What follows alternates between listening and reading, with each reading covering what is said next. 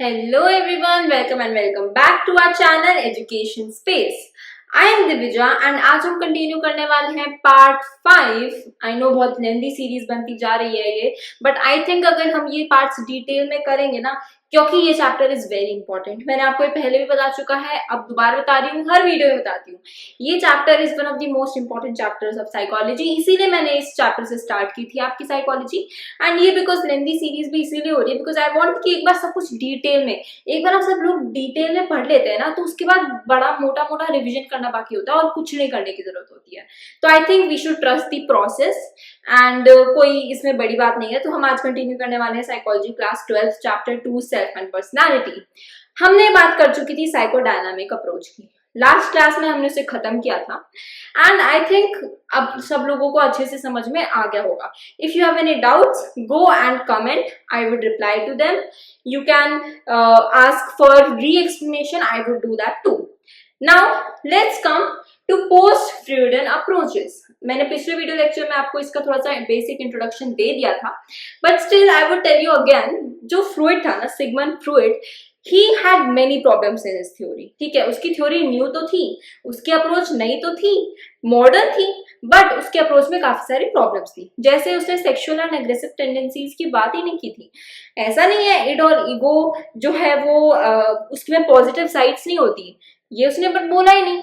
और ऐसा भी नहीं है कि वुमेन की कोई साइकोलॉजी नहीं होती है, बट उसने वुमेन की साइकोलॉजी पढ़ी नहीं। उसके एक भी सैंपल में वुमेन का नाम नहीं था। He studied only on men, that was a major problem. ठीक है, तो उसके बाद क्या हुआ, उसके बाद जो साइकोलॉजिस्ट आते गए उन्होंने क्या दिया, उन्होंने अपनी अपनी अप्रोचेस दी। मोस्टली फ्रूइड के डिसाइपल्स ही थे, उनके फॉलोअर्स ही थे। उन्होंने क्या दी, इसलिए पोस्ट फ्रूइडियन अप्रोच का नाम दिया गया, क्योंकि उन्होंने फ्रूइड की साइकोलॉजी की जो अप्रोच थी उसी को और एनहांस किया। तो अब सबसे पहले आ जाता है कार्ल यंग पे। कार्ल यंग है, कार्ल जंग नहीं है, दोबारा बता देती हूँ, हर बार बताती हूँ।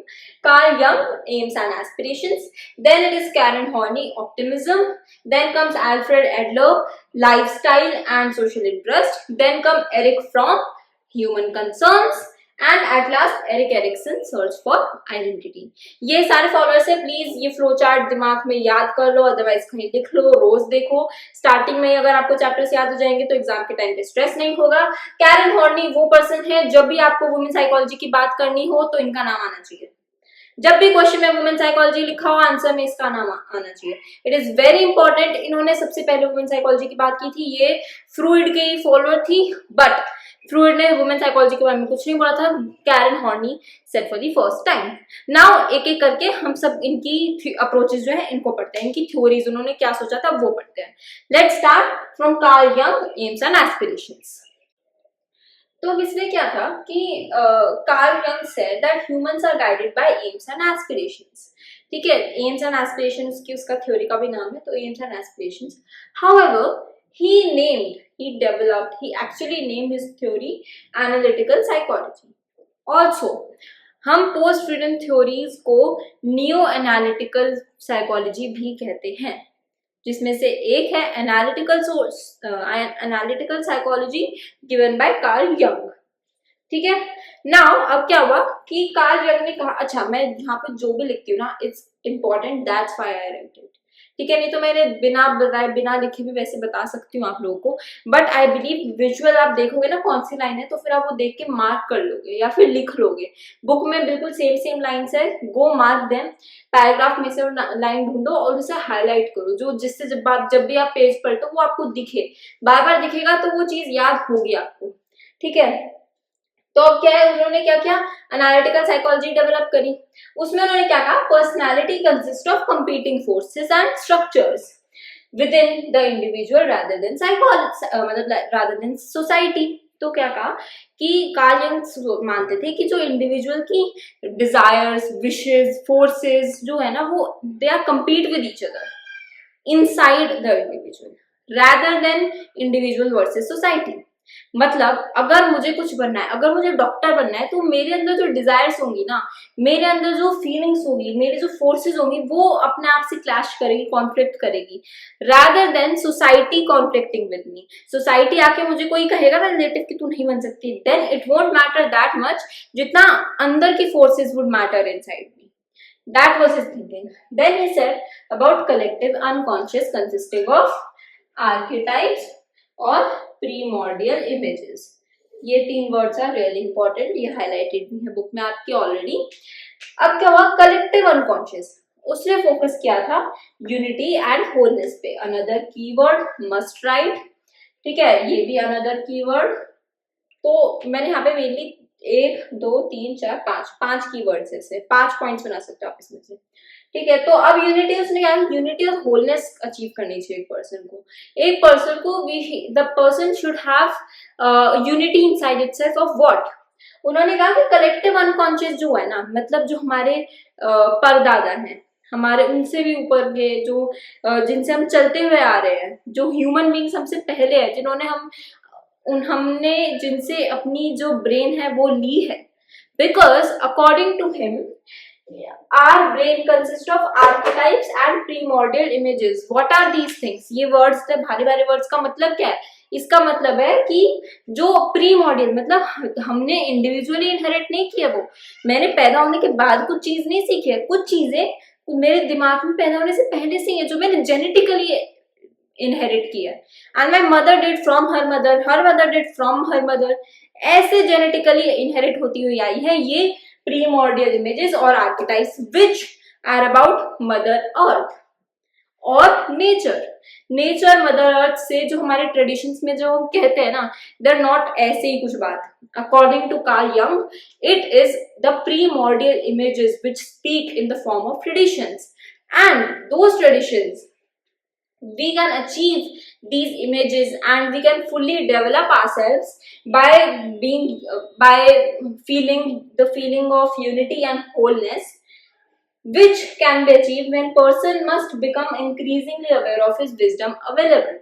कि हमें जो अचीवमेंट मिली है, हमें जो विजडम मिली है, हमें जो प्रीमॉर्डियल इमेजेस मिली है इन आवर माइंड, वो तो हमारे पास है ही, बट उसको बेटर करके, अपनी सिचुएशन को क्लियर करके हम कैसे अचीव कर सकते हैं पूरी विजडम और यूनिटी होलनेस? कैसे? जब हम अपने आसपास की, not only our genetics but our environment, but our society, हम उसमें से सीखें, हम अपने आप को एक्सपीरियंस करें, हम अपने आप को अपनी विजडम को एनलाइट करें, तब जाके हमें यूनिटी एंड होलनेस मिल सकती है। And this was said by Carl Jung. So Carl Jung ने एनालिटिकल साइकोलॉजी दी थी, कलेक्टिव अनकॉन्शियस के बारे में फोकस किया था, archetypes and primordial images and unity and wholeness. ये कीवर्ड्स याद कर लो एंड इट्स डन। जो इतना समझा है ना, बहुत घुमा फिरा के लिखा हुआ एनसीईआरटी में, इतना कंफ्यूज नहीं होना है, सिंपल वर्ड्स है, ये वर्ड्स याद कर लो एंड इट्स क्लियर, ठीक है। Now let's go to the next person जिसने फ्रूइड की साइकोलॉजी को इम्प्रूव किया था, न्यू एनालिटिकल साइकोलॉजी में जिसका एक पार्ट है। सो कैरन हॉर्नी ने क्या कहा था ऑप्टिमिज्म के बारे में? नेक्स्ट कैरन हॉर्नी ने कहा था she focused on women psychology, ठीक है। कैरन हॉर्नी पूरे टाइम उन्होंने उनका कंट्रीब्यूशन जो था वो वुमेन साइकोलॉजी के ऊपर था। उन्होंने ह्यूमन ग्रोथ एंड ऑप्टिमिज्म के बारे में बोला था कि ऑप्टिमिस्टिक होंगे तो ह्यूमन ग्रोथ होगी, सेल्फ एक्चुअलाइज पर्सन होगा। मेन पॉइंट्स क्या है जो आपको लिखने हैं, मेन कीवर्ड्स क्या है इसमें? पहला कि कोई भी सेक्स, कोई भी gender should not be seen as superior और इंफीरियर। कोई भी पर्सन, मेल सुपीरियर नहीं होते, फीमेल इंफीरियर नहीं होती। Then next thing she said was that females were affected by social and cultural factors. Social and cultural factors, society ने जब dominate किया वुमेन को, मेल डोमिनेटेड सोसाइटी में जब वुमेन आई, then they were affected by it, then उनकी उसमें क्या बोलते हैं, सोसाइटी की थिंकिंग में चेंजेस आए। तभी भी women are not below men. Women की पर्सनालिटी भी उतनी ही इंपॉर्टेंट है, उतनी ही क्रूशियल है, उतनी ही इंस्ट्रूमेंटल है जितनी मेन की साइकोलॉजी है। देन शी सेड कि अच्छा चलो ठीक है, वुमेन की साइकोलॉजी इंपॉर्टेंट है, मेन और वुमेन को नहीं होना चाहिए, बट उन्होंने खुद के हिसाब से क्या किया, अगर वुमेन की बराबर है तो उन दोनों को इफेक्ट क्या करता है साइकोलॉजी को? अकॉर्डिंग टू कैरन हॉर्नी, उन्होंने कहा कि जो डिसऑर्डर है ना, साइकोलॉजिकल डिसऑर्डर्स जो है, they are because of disturbed interpersonal relationships. Another keyword, disturbed interpersonal relationships जो हैं उनकी वजह से साइकोलॉजिकल डिसऑर्डर होता है पर्सन को, वेदर इट्स मेन और women. Then why does these disturbed interpersonal relationships happen? Because there is unhealthy parent-child relationship. One of the main reason for interpersonal disturbance is unhealthy parent-child relationship. उधर क्या है, इसकी वजह से जो है ना बच्चे में एंजाइटी आती है, एंड एंजाइटी आती है ना तो रिजेंटमेंट एंड हॉस्टिलिटी आती है टुवर्ड्स पेरेंट्स। जब पेरेंट्स की तरफ जो है हॉस्टिलिटी एंड रिजेंटमेंट आता है ना तो बच्चा it feels anxiety provoking situation comes to mind and loneliness comes and the person can't, sometimes person becomes numb। इतने सिवियर केसेस हो जाते हैं just because there is unhealthy parent child relationship। and how can I say कि what are unhealthy parent child relationship? either dominance or indifference, simple। अगर बहुत ज्यादा dominating हो गए पेरेंट्स कि you need to do this, you need to do that, मेरे हिसाब से चलोगी, मेरी तरफ हिसाब से कपड़े पहनोगी, मेरे हिसाब से स्कूल जाओगी, मेरे हिसाब से सोओगी उठोगी, ऐसा अगर कोई पेरेंट्स होंगे then there would be dominating relationship. ठीक है, it would lead the feeling of helplessness.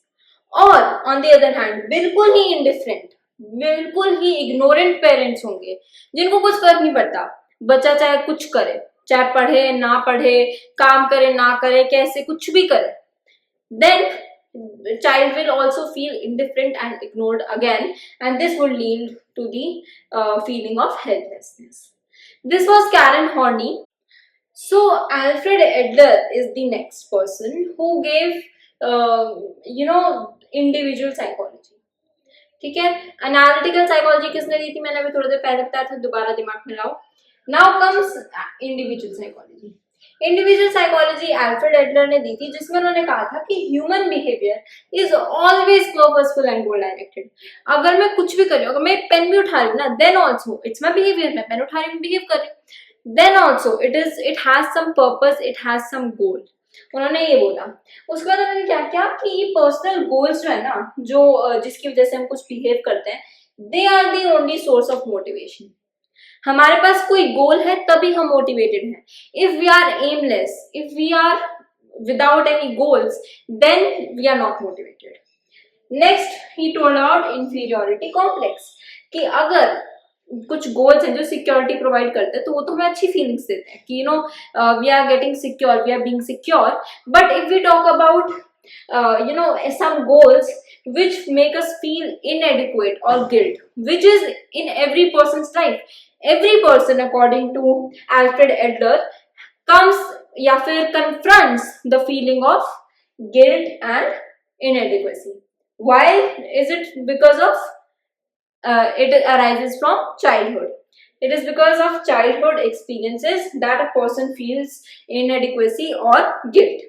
Next, he said that overcoming this complex, this inferiority complex, which is the feeling of inadequacy or guilt, which is present in every person, this can be overcome because it is essential for optimal personality development. A personality will only be developed if the person is overcome by inferiority complex. Inferiority complex इस साल के question paper में आया था, तो you should know what inferiority complex. However, it is easy to know, इतना मुश्किल कुछ नहीं था, बट हाँ एग्जाम में आया था, इसलिए जस्ट टेलिंग कि you should keep it in mind कि इंफीरियोरिटी कॉम्प्लेक्स क्या होता है। एंड हाउएवर ये नहीं आई थी ये चीज कि एल्फ्रेड एडलर ने कहा है, but still you should know कि ये किसने कहा है, एल्फ्रेड एडलर ने। So now let's go to the next person. So next Erich Fromm थे, जिन्होंने दिया था ह्यूमन कंसर्न्स। अब उनकी psychology was also called social psychology. ये एनसीईआरटी में तो नहीं गिवन है, बट एनसीईआरटी में इनडायरेक्ट वे में बता रखा है that he worked on a theory on social orientation. ठीक है, उनकी theory was a social orientation where he said कि humans can be understood by knowing their relations with each other. ठीक है, ह्यूमंस की क्वालिटीज, ह्यूमंस की relations, either they are good, positive, negative, they decide कि how well humans can be known, humans as social being. It was his main key point research. ये जो topic है, ये जो पर्सन है, इसने इसके बारे में बुक ने बहुत कंफ्यूजिंग वे में लिखा हुआ है एंड बहुत ऊपर नीचे इसमें पॉइंट्स फॉर्म नहीं हो पाएंगे। तो सिंपल सिंपल चीजें, ये 5 पॉइंट्स हैं, बस ये समझ लो and then that's it. NCERT में इतनी कंफ्यूजिंग लैंग्वेज से कंफ्यूज नहीं होना है। मैं सिंपल वर्ड्स में ये लिखा है, मैंने एग्जैक्ट लाइन नहीं है कुछ, बिकॉज वो एग्जैक्ट लाइन बुक में अच्छे से लिखी नहीं हुई है, बट ये अच्छे से लिखा हुआ है, ये आपको पेपर में सेम टू सेम मैनर में लिख के आना है। थर्ड पॉइंट क्या है? Desire for freedom and strive for truth and justice. ये मेन की पॉइंट है, ठीक है। ये दो चीजें जो है ना, it was the main it was because मतलब इनकी वजह से ह्यूमंस को अपना पोटेंशियल रियलाइज हुआ है। जैसे जब ह्यूमंस को फ्रीडम की डिजायर हुई, जब उन्हें ट्रुथ एंड जस्टिस के ऊपर उनको रियलाइज हुआ कि yes, truth and justice should be upheld. Her person के टाइम की ग्रोथ में, पर्सनैलिटी ग्रोथ में एक टाइम आता है जब ये दो चीजें उसको स्ट्राइक करती है मन में। At that time he realises or she realises his her potential, according to Erich Fromm. Then next he said that people dominant characters form society. Society people को फॉर्म करती है, of course he said that, but people के जो dominant characters हैं, जो mainly लोगों में dominate, अगर जैसे कोई सोसाइटी है, let's talk about tribals in Andaman Nicobar, they are hostile towards us. Why we say that वो ट्राइबल सोसाइटी है, वो हॉस्टाइल है। ऐसा नहीं कि वो सोसाइटी हॉस्टाइल है, सोसाइटी ने लोगों को सिखाया, नहीं। सोसाइटी क्या है? एक एक इंसान को जुड़ के ही तो बनती है सोसाइटी। ऐसे ही पीपल के dominant behaviour at that place was hostile because of their experiences. इसकी वजह से जो पूरी सोसाइटी है उसका बिहेवियर कैसा हो गया, वो कैसे शेप हो गई, वो डोमिनेट एंड हॉस्टाइल शेप हो गई। तो उन्होंने सेम चीज करी यार, उन्होंने कहा कि पॉजिटिव क्वालिटीज जब आप ह्यूमन में रिकॉग्नाइज करते हो ना, वो ही पर्सनालिटी डेवलपमेंट फॉर्म करती है। मतलब हमारी जो पॉजिटिव क्वालिटीज हैं, ठीक है, लाइक लव, केयरिंग, ठीक है, and other positive qualities, happiness, ठीक है, स्प्रेडिंग काइंडनेस, ये जो पॉजिटिव क्वालिटीज हैं, they form they are the ladders, they are the stairs for personality development, according to Eric Fromm.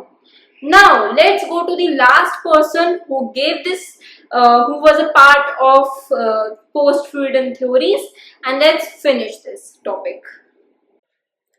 So Erik Erikson, the last person, gave search of identity. उसने क्या कहा? उसने conscious ego के बारे में बात की। अब तक जो भी पर्सन था ना, उसने हमेशा अनकॉन्शियस के बारे में बात की। फ्रूइड ने तो क्लियर कर दिया था कि कॉन्शियस से पर्सनालिटी का कुछ मतलब ही नहीं है, अनकॉन्शियस मेन पर्सन है। बट उसके बाद जो पोस्ट फ्रूइडियन आई, उसमें कोई भी ऐसा नहीं था जिसने मेनली अनकॉन्शियस की जगह कॉन्शियस पे फोकस किया हो। बट एरिक एरिक्सन ने कॉन्शियस ईगो की बात, मतलब conscious ego and conscious mind की बात करी।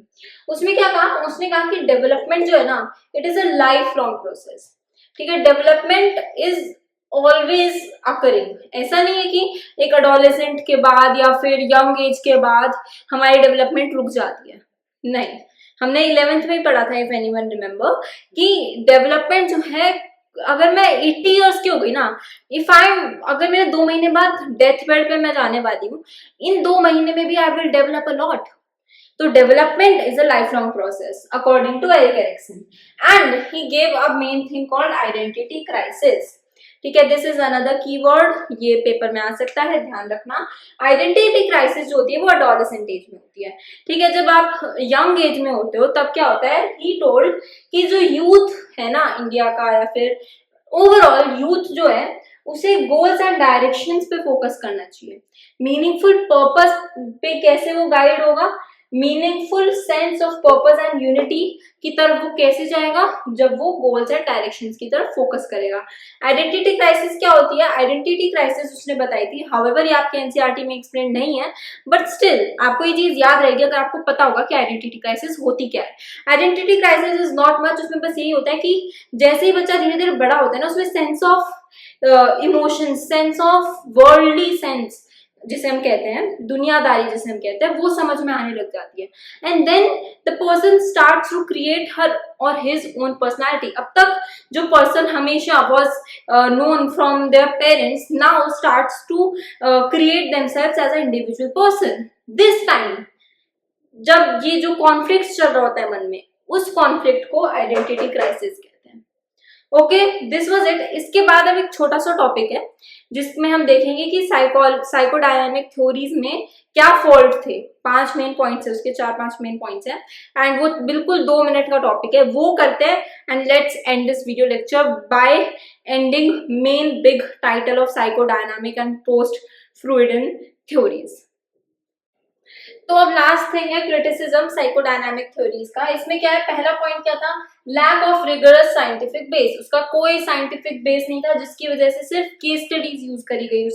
उसने एक्चुअली साइंटिफिकली कुछ प्रूव नहीं किया, जिसकी वजह से जो प्रूविंग पॉइंट होता है ना, जिसको हम ये ऐसे लिख के कह सकते हैं कि हाँ ये ही फैक्ट है, ये सही है, जो उसकी थ्योरी है वो बिल्कुल सही है, साइंटिफिकली बैक्ड है, वो चीज नहीं थी उसमें। सेकंड पॉइंट क्या था, उसका सैंपल जो है ना वो बहुत छोटा था, स्मॉल एंड एटिपिकल था।